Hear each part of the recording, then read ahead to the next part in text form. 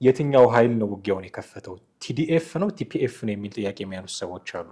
እነ ደብረጽዮን የሚመሩት ህወሓት ነው ወይ እነ ጌታቸውና እነ ጻድቃን የሚመሩት ቲፒኤፍ የሚባለው? ህወሓት ምልህ የፕሪቶሪያ ስምምነት ላይ ዋነኛው የተኩስ አቁም ሲዝፋየር ይካሄድ ነበር። ያንን በመጣስ ነው ጦርነት ያካሄደው ያስነሳው ማለት ነው። እና የው ልዩ ኃይል እንደምታውቀው ህገ መንግስታዊ መሰረት የለውም። ስለዚህ ፍረስ የሚባል ነገር ሲነሳ ሌጋሊ ትክክለኛ ውሳኔ ነው። አፈጻጸሙ ላይ ነው ጥያቄ የምታነሳው እና የቆይ ሰንበት የአማራ ልዩ ኃይል በተለይ የሚሰንብት የሚል ጥያቄ ፋኖች ሲያነሱ አንዱ ትልቁ ምክንያታቸው የነበረው ሊያጠቃን ይችላል ቲፒኤልኤፍ። በወቅቱ የፋኖች የተናገሩት ነገር ትክክል ነው ብለህ የምትልበት ሁኔታ ይኖራል። ነገር ግን አሁን ትግራይ ክልል ያለውን ሁኔታ እንደምትመለከተው ትግራይ የግድ ጦርነት ማንሳት አለበት ወይ? ትኩረት አሁን አፋብን የሚባል ስለተቋቋመ አንድ ሆነው ሊያጠቁኝ ይችላሉ ብሎ ስለሚሰጋ መንግስት ያንን ትኩረት ወደ ወልቃይት መውሰድ ይፈልጋል መንግስት። ስለዚህ ጌታቸው ረዳንና ጻድቃንን ተጠቅሞ ቲፒኤፍ ነው በዛ በኩል ጥቃት እያደረሰ ያለው።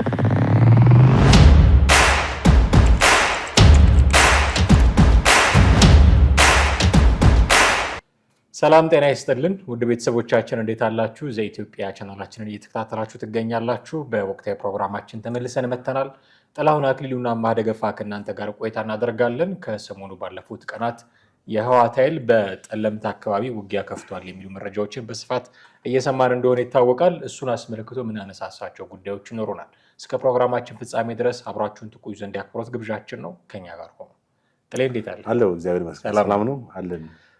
ሰሞኑን በጣም አሳሳቢ ሁኔታዎች አሉ። በአማራና ትግራይ ክልል ድንበር አካባቢ አንዳንድ ምልክቶች እየታዩ ነው፣ የውጊያ ምልክቶች። እንደውም ስምረት ፓርቲ ትላንት ዘለግ ያለ መግለጫ አውጥቷል። እዛ መግለጫ ላይ ሙሉ በሙሉ ህወሓት ወደ ጦርነት ገብቷል፣ የፕሪቶሪያውንም ስምምነት ጥሶታል የሚል መግለጫ ነው ያወጣው። እሱ መግለጫ ላይ አንዳንድ ጉዳዮችን እናነሳለን። በእርግጥ ግን አሁን ያለውን ሁኔታ ጥቂት ለተመልካቾቻችን ደሰስ አድርገን ብናልፍ ጥሩ ነው ብዬ አስባለሁ። ከጅምሩ አንስቶ አሁን ያለበትን ሁኔታ ማለት ነው። ትክክል። እንግዲህ ከትላንትና ወዲያ በተለይም ባለፉት 2-3 ቀናቶች ነው እንግዲህ በድንበር በአማራና በትግራይ ክልል ድንበር መካከል ጦርነቶች ማለትም የጦርነት ትንኮሳዎች የተካሄዱት።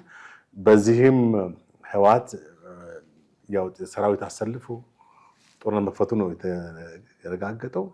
እና በትናንትናው ዕለት በተለይም በይፋ በተለያየ መገናኛ ብዙሃን የተገለጸበት ሁኔታ ነው ያለው። እና አሁን በጠቀስከው በጸለምት አካባቢ ነው ጦርነቱ የተካሄደው ከመከላከያ ሰራዊትና የህወሓት ኃይሎች መካከል የተካሄደ ጦርነት ማለት ነው። እንግዲህ በዚህ ጦርነት ውስጥ ጉዳት ደርሷል፣ የሞቱ ሰዎችም እንዳሉ ነው የተጠቀሰው። ከዛ በፊት ረጃጅም ሰልፎችን በማድረግ ሁሉ ጦርነት በሚመስል ሁኔታ ማለት የጦርነት ቅስቀሳ ሲያካሄድ እንደነበረ በመቀሌ። አሁን እንግዲህ ህወሓት ምልህ የፕሪቶሪያ ስምምነት ላይ ዋነኛው የተኩስ አቁም ሲዝፋየር ይካሄድ ነበር። ያንን በመጣስ ነው ጦርነት ያካሄደው ያስነሳው ማለት ነው። በዚህ በምዕራብ ትግራይ ስፔሻሊ ወልቃይት እና ጠለምት አካባቢ ነው በጦርነቱን ያካሄደው። እንግዲህ በትናንትናው ዕለት የተለያዩ ትራንስፖርት አገልግሎቶችም በአካባቢ ተቋርጠዋል። በየብስ ማለትም መደበኛ የህዝብ ትራንስፖርት፣ ሌሎችም እንትኖች ተቋርጠዋል። እንደገና ከወልዲያ እና ከዚህ ከሰሜን ወሎ የሚነሱ ወደዛ አካባቢ ሄዱ እንትኖችም እንዳይሄዱ ተደርጓል። በተጨማሪም የአውሮፕላን በረራም ወደ መቀሌ እንግዲህ አውሮፕላን የሚሄድበት ሁኔታ ነበረ፣ ይህም ተቋርጧል። ሌሎች አገልግሎቶችም በዚያ ሁኔታ ላይ እንግዲህ በጣም በዛሬው ዕለትም እንደቀጠለ ነው ያለው። እንግዲህ አጠቃላይ ስትመለከተው ምንድነው የጦርነት አዝማሚያዎች ቀስ በቀስ አንድ ሁለት እያሉ በትናንትናው ዕለት እንደፈነዳ ነው የምትመለከተው። አርሚ 30 እና 35 የተባሉ የእንትኖች ከዚህ ወደ ስፍራው እንደተንቀሳቀሱ ነው። በይበልጥ ደግሞ አርሚ 44 ኮር 2 የተባለው ከአድዋ እና አክሱም አካባቢ የነበረ መሰለኝ ወደዛ አካባቢ በመሄድ የጦርነት ሁኔታ እንዳካሄደ ነው። እንግዲህ እንደሚታወቀው ከዚህ በፊት ህወሓት በጣም በተደጋጋሚ ጦርነት ትንኮሳዎችን እንደሚያካሄድ እኛም በዚህ መድረክ ላይ ስንናገር የነበረው ነው አይደል እንዴ? ጦርነት ትንኮሳዎች እያካሄደ በአማራ ክልል በዚህ በራያ በወልቃይት እና በአካባቢ ባሉ ቦታዎች ላይ ጦርነት ትንኮሳዎች እያካሄደ እንደሆነ ተናግረናል። ምንም ማለት ይሄ ከህወሓት የጦርነት ፍላጎትና የጦርነት ኢንተረስት አንጻር አሁን የተከሰተው እንትን መጀመሪያም የነበረ ነው ማለት ይቻላል እና የትናንትናና ትናንትና ወዲያ ግን የበለጠ ተፋፋመበት ሁኔታ ነው የምትመለከተው። አሁን ህወሓት እንግዲህ የአማራ ክልልን ማለት ወልቃይትንና እስከ በዚህ ደግሞ በወሎ በሰሜን ወሎ ያለውን የራያን የመያዝ ሁኔታ ፊትም የነበረውን ፍላጎት ነው አሁን በዚህ በጦርነት ለማግኘት የፈለገው ማለት ነው። እንደገና ወደ አፋርም ክልል ተመሳሳይ ፍላጎት አለ። እንደሚታወቀው እንግዲህ ከዚህ በፊት ከሻዕቢያ እና ጋር ጽምዶ በሚል ግንኙነት በኢትዮጵያ ላይ ወይም ጸረ ኢትዮጵያ እንቅስቃሴ ያደርጉ እንደነበር ይታወቃል። ሁለቱ ብቻም ሳይሆን አፋብን ወይም አማራ ፋኖ ህዝባዊ እንትንን በመቀላቀል ያልተቀደሰ ጋብቻ አይነት ወይም ቅዱስ ያልሆነ እንትን ህብረት ፈጥረዋል። እነዚህ ኃይሎችን በለጠ እንግዲህ ከማን ጋር ግንኙነት አላቸው ከተባለ በእርግጠኛነት ከግብጽ ጋር ግንኙነት እንዳላቸው የተለያዩ መረጃዎች ይጠቁማሉ። ማለትም ግብጽ በኢትዮጵያ ውስጥ ሰላም እንዳይኖር፣ መረጋጋት እንዳይኖር ኢትዮጵያ ኢኮኖሚያም የተለያየ ፖለቲካ እንትኗም ሁሉ የተናጋ እንዲሆን ብዙ ጊዜ የምታደርጋቸው ማለት የውጭ ኢንፍሉዌንስ ይታወቃል። አሁንም ቢሆን እነዚህን ኃይሎች በመጠቀም በኢትዮጵያ ውስጥ ትርምስ የመፍጠር ወይም ያለመረጋጋትን የማስፈን ሁኔታ እንዳለ ነው የምትመለከተው። አሁን ሻዕቢያ በእርግጠኛነት የትጥቅ ለህወሓት የሚያቀርባቸው ብዙ መስመሮች አሉ። በተለይም ደግሞ በትናንትና ከትናንትና ወዲያ ይሄ ዮሐንስ ማነው ፍስሐ ማንጁስ የሚባለው ሰው በጀነራል ፍስሐ ማንጁስ በዛ አካባቢ ወደ ኤርትራ ትግራይ ድንበር ላይ ንግግር አድርጓል። የጦርነት እንቅስቃሴም ለማድረግ ማለት ነው። በአጠቃላይ እንግዲህ አሁን የምትመለከተው በትግራይ ውስጥ ያለው ሁኔታ የጦርነት አዝማሚያው በጣም ከፍተኛ ነው። ህወሓት መጀመሪያውንም የፕሪቶሪያውን ስምምነት የተቀበለው ከአንገት በላይ ነው። ብዙ ቅሬታ ሲያቀርቡበት የነበረውን አፍርሶታል ማለት ይቻላል አይደል? አሁን ምናልባት ትናንትና የአቶ ጌታቸው ረዳ የሚመሩት ፓርቲ ስምረትም ቃል በቃል ይህንኑ ቃል የተጠቀመው የፕሪቶሪያውን ስምምነት ሙሉ በሙሉ አፍርሶታል የሚል ነው። በዚህ መሀል ግን የሚነሱ ጥያቄዎች አሉ። ውጊያውን የከፈተው ማን ነው የሚል ጥያቄ። አሁን ውጊያውን የከፈተው ማን ነው ሲባል ከፌዴራል መንግስቱና ከህወሓት በኩል ሳይሆን ከትግራይ ክልል አቅጣጫ እንደመጣ ውጊያው ይታወቃል። ግን የትኛው ኃይል ነው ውጊያውን የከፈተው? ቲዲኤፍ ነው ቲፒኤፍ ነው የሚል ጥያቄ የሚያነሱ ሰዎች አሉ። እነ ደብረጽዮን የሚመሩት ህወሓት ነው ወይ እነ ጌታቸውና እነ ጻድቃን የሚመሩት ቲፒኤፍ የሚባለው ነው? ምክንያቱም እዛ አካባቢ አንዳች እነ ጻድቃን የሚመሩት የትኛው? እነ ጻድቃን የሚመሩት ቲፒኤፍ የሚባል እኮ አለ። አሁን አፋር ቤዝ የነበረው ወደዛ እንደውም የሆነ ጊዜ ትንኮሳ አድርጎ ነበር ህወሓትም እና ኃይል አለ ብቻ ከቲዲኤፍ ተገንጥሎ የወጣ ኃይል እኮ አለ እኮ። እሱ ኃይል እኮ ከመከላከያው ጋር ጦርነት ይፈጥራል። እሱን ኃይል በማንቀሳቀስ እዛ አካባቢ ትንኮሳ በመፍጠር የአማራ ክልሉን የስበት የትኩረት አሁን አፋብን የሚባል ስለተቋቋመ አንድ ሆነው ሊያጠቁኝ ይችላሉ ብሎ ስለሚሰጋ መንግስት ያንን ትኩረት ወደ ወልቃይት መውሰድ ይፈልጋል መንግስት። ስለዚህ ጌታቸው ረዳንና ጻድቃንን ተጠቅሞ ቲፒኤፍ ነው በዛ በኩል ጥቃት እያደረሰ አይደለም የሚል ትንታኔ የሚሰጡ ሰዎች አሉ። እነ ጌታቸው ረዳ ደግሞ ትላንትና የስምረት ፓርቲ ረጅም መግለጫ አውጥተዋል። ራሱ ህወሓት ነው ይህንን የጣሰው የፕሪቶሪያውን ስምምነት የጣሰው ጦርነትን በግልጽ ከፍቷል የሚል ነገር አስቀምጠዋል። እና አሁን ሁለት አይነት ኃይል ነው ስሙ እየጠፋ ያለው ብዬ እዛ አካባቢ አሁን እንግዲህ ሰዎች የመሰላቸውን ሀሳብ ሊናገሩ ይችላሉ። የራሳቸውን ትንታኔ ሀሳብ ሊያቀርቡ ይችላሉ። ይሄ ነው ያ ነው ሊሉ ይችላሉ።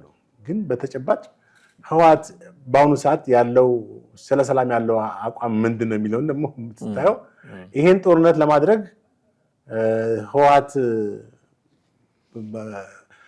ወይም ጦርነቱን ለማድረግ ፍላጎት እንዳለው በተደጋጋሚ ያሳያቸው እንቅስቃሴዎች አይነተኛ ማሳያ ናቸው። ህወሓት ላለፉት 2 ዓመታት ከፕሪቶሪያ ስምምነት በኋላ እኮ መቼ አርፎ ተቀመጠና ነው ማለት ህወሓት አሁን ይሄን አያደርግም ብለህ የምትልባቸው ምክንያቶች አሉ ወይ? ምክንያቱም ህወሓት ብዙ ጊዜ በራሱ እንትን የሰላማዊ ማለት የፕሪቶሪያን ስምምነት እንደጣሰ የሚያሳዩ ብዙ ማስረጃዎች አሉ። ለምሳሌ ባለፈው ዓመት ይሄ ብቻ የመጀመሪያው እኮ አይደለም። ባለፈው ዓመት ከዛም በፊት በራያ አካባቢ ብዙ ትንኩሳዎች ሲያካሄድ እንደነበረ ይታወቃል። እና አሁን ከህወሓት ቲፒኤፍ ነው ብለው የሚሉበት ምክንያት አይደለም፣ የራሳቸው ትንታኔ ሊኖራቸው ይችላል። ነገር ግን ህወሓት ይሄን ለማድረግ ምንም የሚያንስበት ሁኔታ የለም። ምክንያቱም ከህወሓት ማንነት አንጻር ከህወሓት ግራውንድ አንጻር አሁን ከሚያሳየው እንቅስቃሴ አንጻር ይሄን ነገር አደረገ ብለህ በምትናገርበት ምክንያታዊ ነው። የጊዜያዊ አስተዳደሩ ዋና ስራ አስፈጻሚ ሌተና ጀነራል ታደሰ ወረደ አንድ ለጊዜው ያላስታወስኩት ፕሮግራም ላይ ንግግር ሲያደርጉ ይህንን ነገር አድሬስ አድርገው ነበረ። ምንድነው ያሉት? አሁን የተፈጠረውን የስጋት ደመና ለመቅረፍ ጊዜያዊ አስተዳደሩ ጥረት ያደርጋል የሚል ነገር ሲናገሩ ነበረ እና ማመን ይቻላል አሁን ከህወሓት እያደረገ ነው ከምንለው ነገር ነጥሎ ማየት ይቻላል? እሳቸውስ የዚህ ጎራ ተካፋይ አይደሉም? እንግዲህ ህወሓት ሁለት እንትን እንዳለው ነው የምትመለከተው። በአንድ በኩል በአንደበቱ ስለ ሰላም ያወራል፣ ጦርነት እንደማይፈልግ በተደጋጋሚ ጊዜያዊ አስተዳደሩ ፕሬዚዳንት ጀነራል ታደሰም ሲናገሩ እንደነበረ ይታወቃል። ግን በተጨባጭ ደግሞ የምትመለከተው ነገር አለ። ቅድም እንዳልኩት ሰልፎች ሲካሄዱ ነበር፣ ህዝቡን ሞቢላይዝ ሲያደርጉ ነበር፣ አሁንም ወጣቶችን ሲመለምሉ ነበር፣ በኃይል ወደ ወልቃይት ለማዝመት እንቅስቃሴዎች ነበሩ እና እነዚህ ነገሮች ተደማምረው ህወሓትን ጦርነቱን ወይም የጦርነቱን ኮሳ አድርጓል ብለህ ልትናገር የምትችልባቸው ሁኔታዎች ሰፊ ናቸው። ወደ ሌላ ከመጠቆም ይልቅ ሌላው ላይ እንትን ከማለት ይልቅ ቲዲኤፍ ነው ይሄን ያደረገው ብለህ የምትልበት ብዙ ማስረጃዎች አሉ።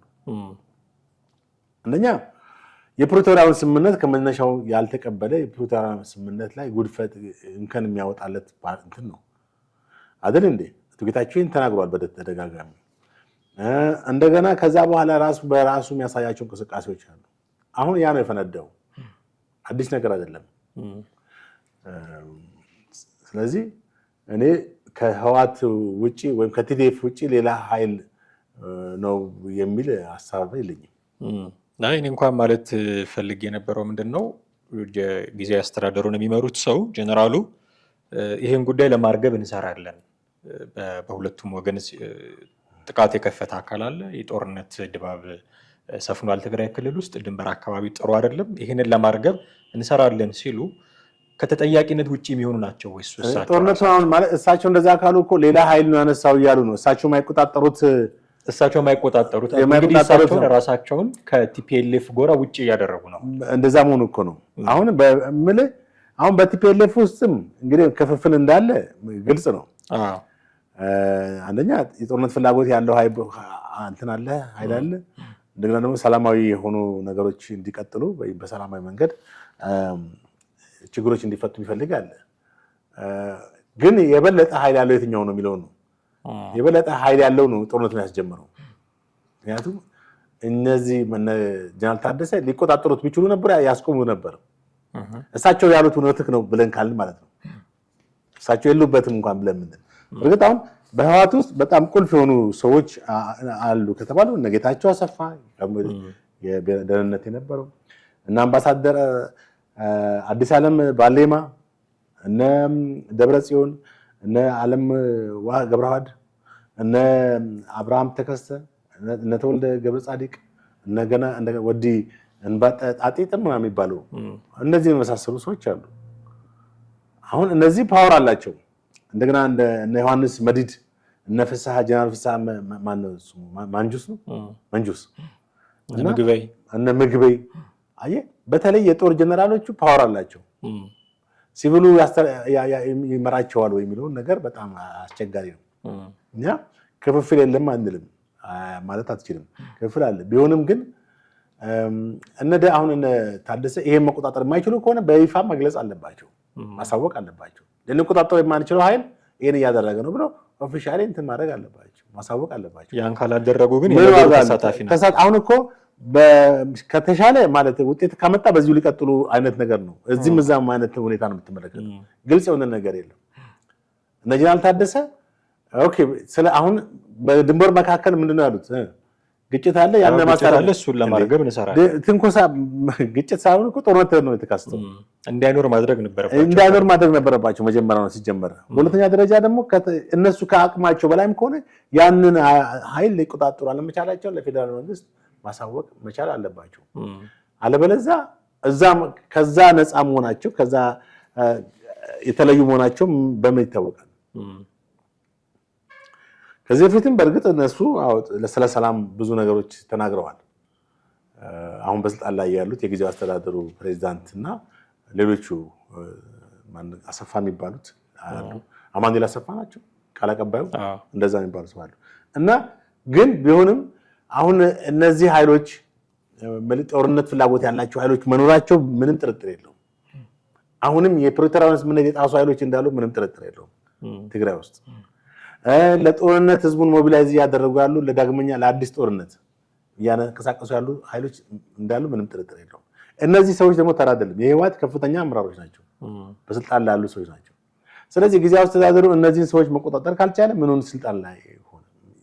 አውቶሪቲውን ፓወሩን ማጠቀም ካልቻለ ዋጋ የለውም፣ ወይም መነሳት ነው ያለበት ከዛ ቦታ ላይ። አለበለዚያ ለፌዴራል መንግስቱ በግልጽ ማሳወቅ መቻል አለበት። ዞሮ ዞሮ ግን አሁን ባለው ሁኔታ የትግራይ ክልል ወደ ጦርነት ውስጥ የገባበት ሁኔታ ሙሉ በሙሉ ጦርነት ነው ባንልም በከፊል ጦርነቱ ምልክቶች ታይቷል። በዚህ ማለት አንድ ነገር ጥሌ አሁን የትራንስፖርት አገልግሎት መቋረጡ፣ የኢትዮጵያ አየር መንገድ በረራ ማቆሙ ክልሉ እንግዲህ ምን ያክል ገና ማገገም በጀመረበት ሰዓት ነው ይሄ ሁሉ መከራ እንደገና ከመከራ ወደ ህዝቡም ማሰብ መቻል ነበረባቸው። አንድ ፋኖ ወደዚህ አሁን ከመንግስት ጋር እያደረገ ወዳለው ጦርነት ሲገባ ትሪገር ፖይንት የነበረችው ታስታውስ እንደሆነ የልዩ ኃይል መፍረስ ነበር እና ያው ልዩ ኃይል እንደምታውቀው ህገ መንግስታዊ መሰረት የለውም። ስለዚህ ፍረስ የሚባል ነገር ሲነሳ ሌጋሊ ትክክለኛ ውሳኔ ነው፣ አፈጻጸሙ ላይ ነው ጥያቄ የምታነሳው እና ይቆይ ሰንብት የአማራ ልዩ ኃይል በተለይ የሚሰንብት የሚል ጥያቄ ፋኖች ሲያነሱ አንዱ ትልቁ ምክንያታቸው የነበረው ሊያጠቃን ይችላል ቲፒኤልኤፍ ዳግመኛ የሚል ነበረ። አሁን ያ ምክንያት በትክክልም እየታየ ያለበት ሁኔታ አይመስልም። ልዩ ኃይል መፍረሱ አሁን የአማራ ክልልን የመከላከል ግዴታ የፌዴራል መንግስቱ ብቻ ይሆናል። አሁን የአማራ ክልልን የሚከላከል ልዩ ኃይል የሚባል አካል ሚሊሻዎች ኦር ፌዴራል ፖሊስ እንደዚህ ሊኖር ይችላል። የተከዜ ዘብ አለ እዛ አካባቢ እነ ኮሎኔል ደመቀ ዘውዱ የሚመሩት ግን ልዩ ኃይል የሚባል ነገር የለም እና ያኔ ልዩ ኃይል አይፈርስም ሲሉ እንዲህ አይነት ነገር ሊመጣ እንደሚችል ቀድመው ስላወቁ ነበር እና የእነሱንም አመክንዮ ትክክል ያደርገዋል። አሁን ህወሓት የወሰደው እርምጃ ግን እንደው በፉል ስኬል ዋር ቢሆን እዛ አካባቢ ያለው ነገር አሁን ማን ነው የአማራ ክልልን የሚከላከለው የሚለውም ጥያቄ የሚያስነሳ ይመስለኛል። በእርግጥ በአንድ በኩል የነበረው ስጋት ትክክል ነው ትላለህ። አሁን ከመጣው ኮንሲኮንሱን አንጻር ስትመለከተው ትክክል ነው ትላለህ። ነገር ግን የመንግስት ደግሞ ስጋት ነበረ። የመንግስት ስጋት ደግሞ ትክክል የሚሆንበት ሁኔታ አለ። ለምን በወቅቱ እንግዲህ ሁሉም ክልል ልዩ ኃይል አለው። እነዚህ ልዩ ኃይል ማለት ልክ የፌዴራል ፖሊስ የፌዴራል መከላከያን ያክል ነው ትጥቃቸው እንደዛ የሆነው። በጣም ፈርጣማ ሆነዋል በወታደራዊ ኃይል የኦሮሚያ ክልል፣ የአማራም፣ የትግራይም ሁሉም አፋር ሌሎቹ እና እነዚህ ኃይሎች በሂደት ምን እየሆነ ነው የሚመጣው? በክልሉ እኮ አሁንም የዚህ የልዩ ኃይሉ አቅም በጣም የፌዴራሉን ከበለጠ ደግሞ መንግስት እኮ ጸጥታ ሄዶ ሊያስከብርም አይችልም።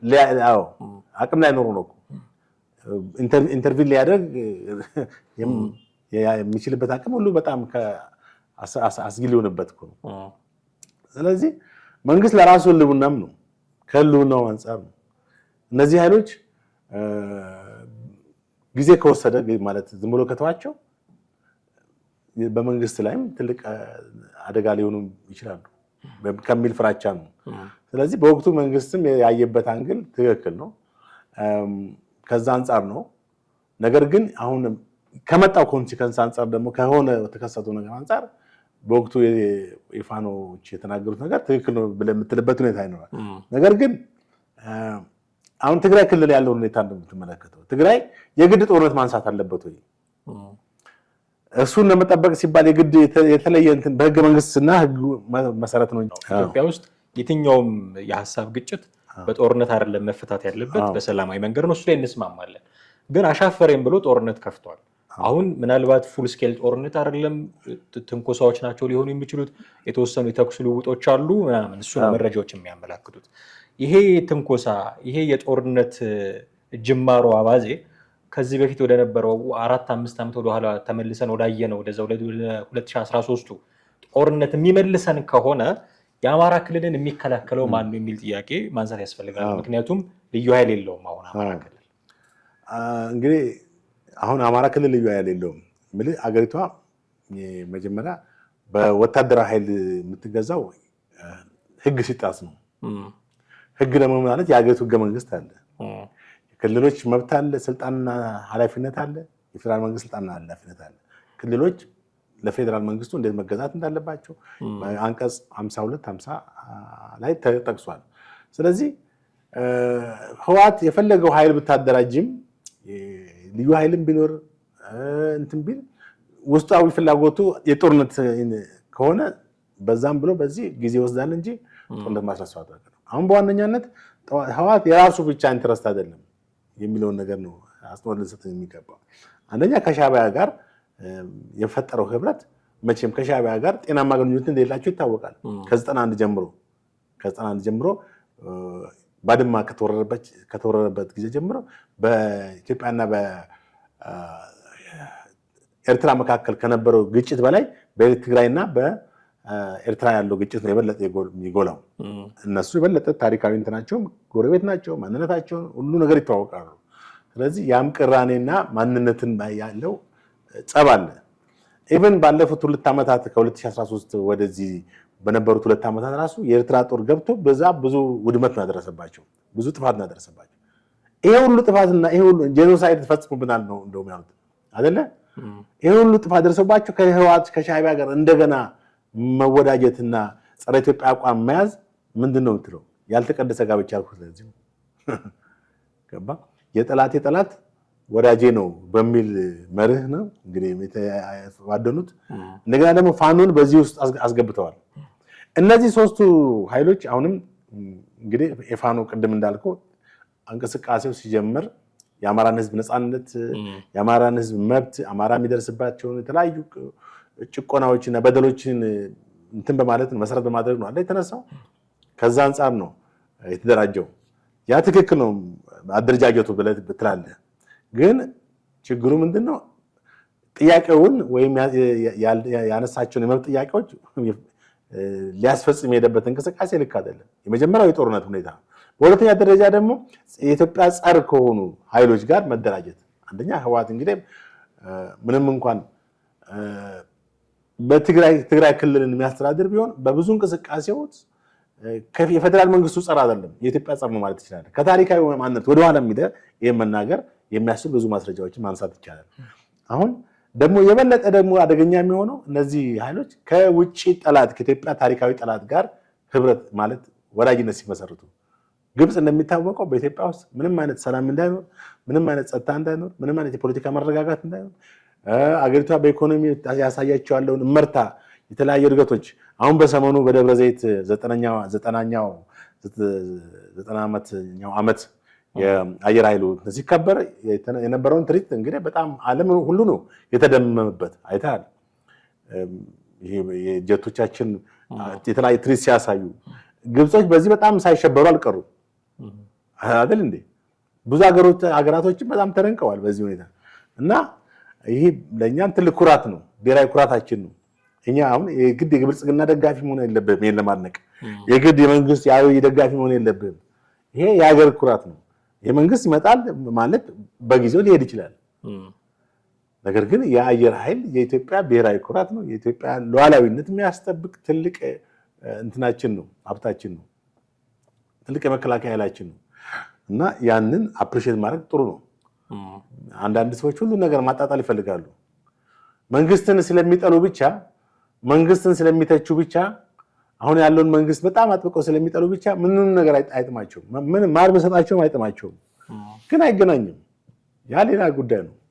መንግስትን መተቸት፣ መንግስትን መንቀፍ፣ የመንግስትን ፖሊሲዎች ክሪቲሳይዝ ማድረግ ይቻላል በየትኛውም አቅጣጫ። ምክንያታዊ የሆኑ የራስን አጀንዳዎች ይሄ ነው መሆን ያለበት ብለህ ልክ አንዳንድ ኢኮኖሚስቶች አሁን የአገሪቷን የኢኮኖሚ ፖሊሲ ተቃውሞ የራሳቸውን እንደሚያስቀምጡት ማለት ነው። በፖለቲካውም እንደዛ ማስቀመጥ ይቻላል የመንግስትን ፖሊሲ አይደለ። ግን ሌሎች የኛን የአገሪቷን ገጽታ የሚወክሉ ነገሮች ላይ ኔጋቲቭሊ ሪያክት ማድረግ ግን ጤናማነት አይመስለኝም።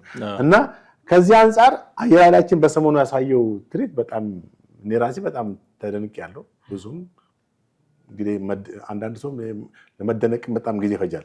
ተወሱ አሁን እነዚህ ኃይሎች ወደ ሻዕቢያ፣ ህወሓትና ፋኖ ያው ፋኖ የነሱ አባል ነው፣ ምንም ጥርጥር የለውም።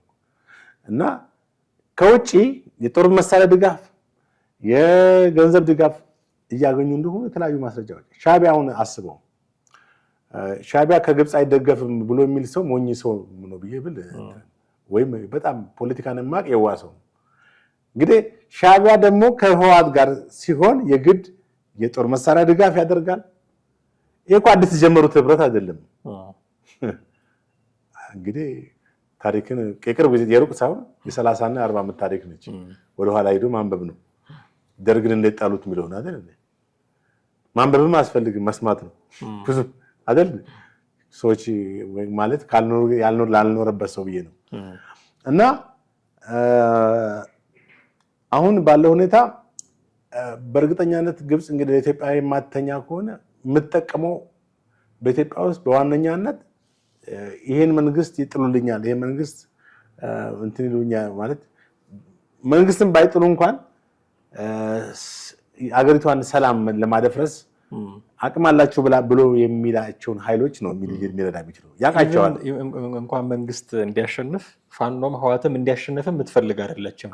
አይደለም ተተራመሱ እንዲቀጥል ለምትፈልገው ጦርነቱ ከዛ አንፃር ነው። አሁን ባነሳው ስፔሲፊክ ጉዳይ ላይ ግን የነ ኮሎኔል ደመቀ ዘውዱ አቋም ምን ሊሆን ይችላል የሚለውን ማየት አለብን። እሳቸው አሁን እንደውም እኛ የተደራጀንን ምንፈራው ነገር የለም፣ በመጡበት አኳኋን እንመልሳቸዋለን፣ እንኳን አሁን ያኔ ድንገት ያጠቁን ጊዜም ተደራጅተን መልሰናቸዋል የሚል አቋም ነው ያራመዱት እሳቸው። እና አሁንም ዝግጁ ነን፣ ራሳችን እንከላከላለን የሚል ነው ጉዳያቸው። ያው የተከዜ ዘብ የሚል እስካሁን ሲያሰለጥኑት የቆዩት ኃይል አለ። ለዚህ ጊዜ ነው ያሰለጥኑት፣ ሌላ ለመቼም ስላልሆነ ሊጠቀሙት ይችላሉ እሱን በእርግጥም። እና የእነሱ አቋም አለ። እነሱን የሚቃወሙ ፋኖች ደግሞ አሉ።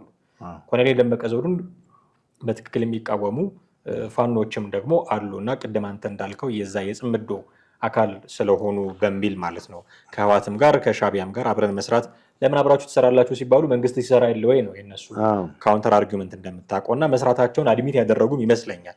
ስለዚህ ከሰሩ ኮሎኔል ደመቀ የነዚህ ሰዎች ኮሎኔል ደመቀ ዘውዱ የነዚህ ሰዎች ተቃራኒ ናቸው ማለት ነው። የፋኖችም ተቃራኒ ናቸው ማለት ነው። እዛው አማራ ክልል ውስጥ ወልቃይት የአማራ ነው ብለው የሚያስቡ ሁለት አካሎች ግን ተቃራኒ ጠላት ሆነው የሚተያዩ አካሎች ሆኑ ማለት ነው። እንዴት ሃንድል እንደሚያደርጉት አላውቅም። ይሄ ትክክል። አሁን በፋኖ ውስጥም እኮ ሁለት አይነት እንትን ነው ያለው። በአንድ በኩል በጭፍንነት ማለት ነው ይሄን መንግስት መጣልን ብቻ መሰረት አድርጎ ማንኛውም የውጭ ኃይልን ወይም ጸረ ኢትዮጵያ አቋም ያለውን ኃይል ጋር የመወዳጀት ሁኔታ ትመለከታለህ።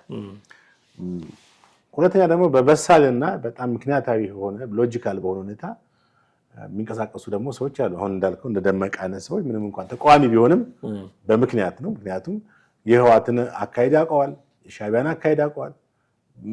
ኢትዮጵያን ላይ እንደገና መልሰው እነዚህ ኃይሎች በተለይ ህወሓት ስልጣን ሲይዝ እንግዲህ ምን ሊከሰት እንደሚችል አሁን አገሪቷ ላለፉት 30 ስንት ዓመታት ዛሬ አሁን በህወሓት ብቻም ሳይሆን አሁን ባለው መንግስት ብሔርን መሰረት ያደረጉ ግጭቶች ሲከሰቱበት የነበሩ ህወሓት በ1983 ዓመተ ምህረት በፈጠረው የብሔር ፖለቲካ የተነሳ ነው። ህገ መንግስቱ 1987 ሲመሰረት የብሔርን መሰረት ያደረገ ፌዴራል ስርዓት ነው እና ያ ያመጣውን ጠባሳ ያቆሾ ማንም ሰው የሚያውቀው ነው፣ ዛሬም ድረስ ያልተፋቀ ማለት ነው።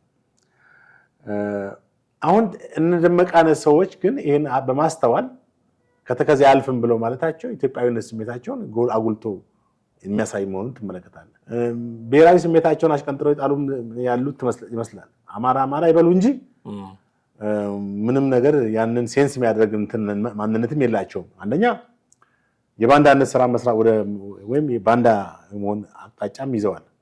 እነዚህ ሰዎች ገሌ ብለህ የምትላቸው ናቸው። ከዛ በዘለለ ደግሞ አሁን በይፋ የወጡ መረጃዎች አሉ፣ በድብቅ ደግሞ ያልተገለጹ ደግሞ መረጃዎች አሉ። በውስጥ ለውስጥ የሚያካሄዷቸው መረጃዎች ምን ያህል ግንኙነት እንዳላቸው ለሚዲያም ለምንም ያልወጡ ነገሮች ይኖራሉ። እስከምን ድረስ ነው ግንኙነታቸውስ አየህ የሚለውን ስትመለከት እንግዲህ ዞሮ ግንኙነት አላቸው። ከህወሓት ጋር ግንኙነት የለንም ማለት አይችሉም። ራሳቸው ተናገሩት ነው አይደል እንዴ? እና እንደደመቀ ደግሞ አርበኛም ቢሆን ማለት ተቃዋሚም ቢሆን የሀገርን አንድነት እናንተን አሳልፎ ላለመስጠት በእንደዚህ አይነት አቋም መኖሩ በጣም ደስ ይላል። እንግዲህ አሁን በአጠቃላይ ማለት ቅድም ያነሳነውን እንትን እናድርግና ስናጠቃልለው የዚህ የስምረት ፓርቲም ያው መግለጫ ወጥቷል። በተለይ በጣም ጠንካራና በሳል የሆኑ እንትኖችን ህወሓትን በጣም ኮንኖ ጥፋተኛ አድርጎ ለዳግም ጦርነት የትግራይ ህዝብን ወደዛ ሊማግድ መዘጋጀቱን የፕሪቶሪያ ስምምነትን ማፍረሱን እና የመሳሰሉትን በቃ የጦርነት ስሜት አሁንም በውስጡ እንዳልቀረ እና ከውጭ ኃይሎች ከውጭ ኢትዮጵያ ጠላቶች ከሆኑ ጋር መተባበሩን እንደገና ደግሞ በተፈጥሮ ሀብትን የማዕድን እና በሌሎች የመንግስት ንብረቶች ላይም ዝርፊያ በመፈጸም ለጦርነት የተዘጋጀ መሆኑን ተጠቅሷል። የትግራይ ህዝብ ይበቃናል፣ ከእንግዲህ የሚደረገው ጦርነት የኛ አይደለም ብሎ እንደነበረ ይህን ያለን ህዝብ ነው እንግዲህ አሁን እንደገና ወደ ጦርነት የማገዱት ያሉት እና በዚህም በጸለምት አቅጣጫ ነው እንግዲህ ጦርነቱን የተቀሰቀሰው እና ዋነኛ አጀንዳቸው በኢትዮጵያ መንግስትን በኃይል ለመገልበጥ እንደሆነ ነው በዚህ ስምረት ላይ የተጻፈው ጠንካራ የሆኑ መልእክት ነው። እስከ አፋርና ጎንደር ክልል የሚደርስ መጠነ ሰፊ ጥቃት ለመሰንዘር ዝግጅት ላይ እንደሆነ በህዝብ እንኳን በይፋ ሳይነገር የኃይል እንቅስቃሴ እና የተኩስ ልውውጥ ማለት በአንድ በኩል ወጣቶችን የሚቀሰቀሰው ለጦርነት ብሎ አይደለም፣ ወደዛ ወደ ወልቃይት ማስፈር ነው ተሰፍራላችሁ በሚል ነው። ግን ድርጊቱ ጦርነት ነው እና እንደዚህ አይነት እንቅስቃሴ እያደረግ ነው። ስለዚህ አሁንም ህዝቡ በተለይ ለወጣቱ ነው ጠንካራ ማለት ማሳሰቢያ ሰጠው የስምረት ፓርቲ ወጣቱ ይሄን ነገር እምቢሊል እንዲቃወም ሰላምን ምርጫው እንዲያደርግ ነው እና በትግራይ ወጣት ሞት ጦርነት ከዚህ በኋላ ይበቃል ብሎ ነው እንትን ያለው።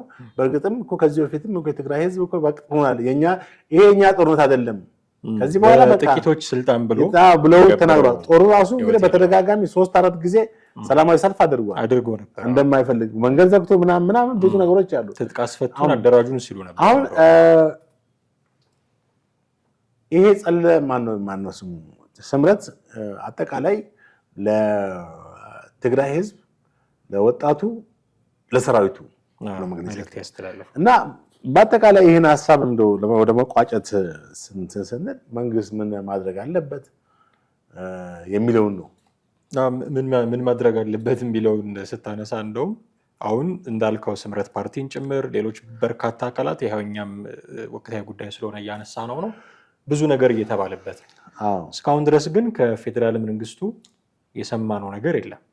በጤና ነው ማለት እንችላለን። ይሄ እስካሁን ጉዳዩን አስመልክቶ የተሰጠ ኦፊሻል የሆነ ነገር የለም። አሁን ከህዝብ የተደበቁ ነገሮች የሉም። መንግስት ባይገልጸው ሚዲያዎች የተለያዩ እንትኖች ያወጣሉ፣ መረጃዎች ይወጣሉ። አሁን የሚዲያው እንትንም ሰፊ ነው። ሶሻል ሚዲያው እያንዳንዷን ነገር እያነሳ ያልተጣራውንም ነው አብሮ እንትኑንም ውሸቱንም እውነቱንም አብሮ ነው የሚሰጥ። ግን መንግስት ትክክለኛው መረጃውን ለህዝብ ይፋ ማድረግ አለ። በትክክል በአሁኑ ሰዓት በክልሉ ምን አይነት እንቅስቃሴ እንዳለ ኢትዮጵያ አየር መንገድ አቋረጠ። ቀላል ነገር አይደለም። በትግራይ ክልል ይሄ ዜና አይደለም ራሱ ከሶሻል ሚዲያ ከዩቲዩብ መስማት አለብን የለብንም? ከአንድ ቲክቶከር መስማት የለብንም። ከመንግስት ነው መስማት ያለብን። መንግስት ሚዲያ ከመንግስት መገናኛ ብዙሃን ስቴት ሚዲያ ነው መሰማት ያለበት እና በሁለተኛ ደረጃ መንግስት እንደ ሁሉ ጊዜ እንደዛ እዛ ትንኩስ አንዴ በራያ አንዴ በወልቃይት አንዴ በእንትን አፋር ክልል ከዛሬ 3 ወር በፊት በአፋር ክልል ነበር እንደዛ ያደረጉት። አሁን ደግሞ በዚህ በምዕራብ ትግራይ እና እስከ መቼ ነው እንደዚህ የሚሆነው? ገብተዋል። ለአንድና ለመጨረሻ ጊዜ ኃይል የሚያስፈልግ ሆነ እነሱ በተደራጁበት በሚገባቸው ቋንቋ ማስተናገድ ወይንም ወታደራዊ እርምጃ መውሰድ። ሁልጊዜ የዛ አካባቢ ላይ እንደዚህ ትንኩሳዎች እየተካሄዱ ህዝቡም ሰላም እያጣ አካባቢውም ባለመረጋጋት ውስጥ እየሆነ መቀጠል አይኖርበትም። መንግስት ለአንድና ለመጨረሻ ጊዜ እልባት ይሰጣል። በመጀመሪያ ደረጃ እነዚህ የፕሪቶሪያው ስምምነት ላይ ምንድነው ኮምፕሊትሊ ጥሰውታል ወይንስ የጣሱት ሌሎች አካላቶች ናቸው? ማለትም አሁን ጀነራል ታደሰ ወረደ እንደሚሉት ከሆነ እንግዲህ እሳቸው ጦርነት ማለት እሳቸው ጊዜያዊ አስተዳደሩን የሚመራው ኃይል ጦርነት እንደማይፈልግና ሌላው ከሆነ ያፈነገጠውን ኃይል በግልጽ መቃወም አለባቸው። የፌዴራል ማነው የጊዜያዊ አስተዳደሩ። ከጊዜያዊ አስተዳደሩ ደግሞ ከዚህ ኒውትራል ከሆነ ራሱን ሰፓሬት ያደረገ ከሆነ ከዚህ አሁን ከተለየው አካል ከመንግስት ጋር መተባበር አለበት። በቀላል ነው እንደሚሆንለት እነዛን ለመምታት ማለት ነው። ስፔሻሊ ከሰራዊቱ ጋር አይደለም መታገል ያለበት ፌዴራሊዝሙ።